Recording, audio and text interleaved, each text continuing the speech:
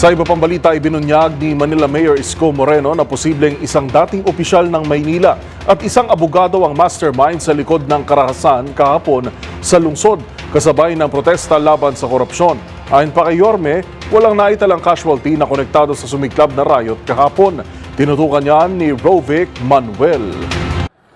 Hinihinalang dating politiko ng Maynila at isang abogado ang nasa likod ng mga panggugulo na nangyari sa gitna ng malawakang protesta sa Maynila nitong linggo. Kaugnay ito sa mga kumakalat na balita at video online ng batuhan, paninira ng mga property, sakitan sa pagitan ng mga rallyista at mga pulis at ilang miyembro ng media.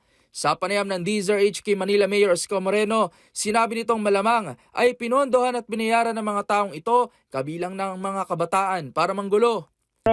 May mga sketchy report kami na ito'y pinondohan ng mga dating politiko at isang abogado na inaalam namin kung gaano kalalim tong yung nagpondo kasi nagkabayaran eh. Malalaman din natin kung totoo, ilalathala natin. But for the meantime, dalawa yung pinagdududaan natin. Dating politiko ng Maynila, hindi naman masyadong mataas yung posisyon. Opo. At isang abogado. Ayon pa kay Moreno, ang naturang mga kabataan rin umano ang nagkakalat ng mga peking text messages na sinasabing may mga pumapasok na kapulisan sa mga dormitoryo na ikinaalarma ng mga magulang. Samantala, nilinaw naman ng alkalde na walang nasawi sa ikinasang trilyon peso march sa Maynila sa kabila na naging kaguluhan. Ayon sa alkalde, sinuyod na nila ang mga punerarya, ospital at CCTV footages ngunit wala silang nakitang nasawi. Chat group. Opo. 30 daw namatay. Ganyan. Naghahanap po kami sa punerarya, wala naman po kami nakukita. Naghahanap kami sa ospital, wala rin na balita. Ano lang po ito?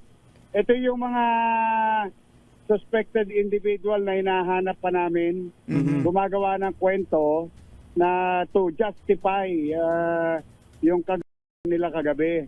Dagdag pa nito, umabot na rin sa 100 ang mga naaresto ng Manila Police District at tinitiyak niyang makakasuhan ng mga ito ng arson, damage to property, government and private properties. Ngayon na lahat ng sinira nila, inaayos namin ngayon. Lahat ng dinumihan nila, we are clearing up the mess. Kaugnay nito sa panayam naman ng DZRH kay Defense Secretary Gilbert Chodoro, tiniyak nito na dapat na mahuli ang talagang nasa likod ng nangyaring karahasan at panggugulo sa dapat sana'y mapayapang kilos, protesta. Ngayon, sa internal security, ang nakababahala lang po itong mga kabataan na napaka-violente kahapon. Naawa po ako at lumalabas po ang simpatya ko sa ating mga kapatid na pulis na nasaktan kahapon. Ito po ay isang issue ng national security kung ganun pa po ang kabataan kung saan nila napupulot ito.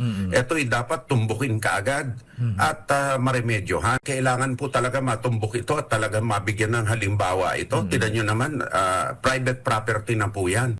Para sa MBC TV Network News, ito si Rovic Manuel ng DZRH TV. Una sa Pilipinas, una sa Pilipino.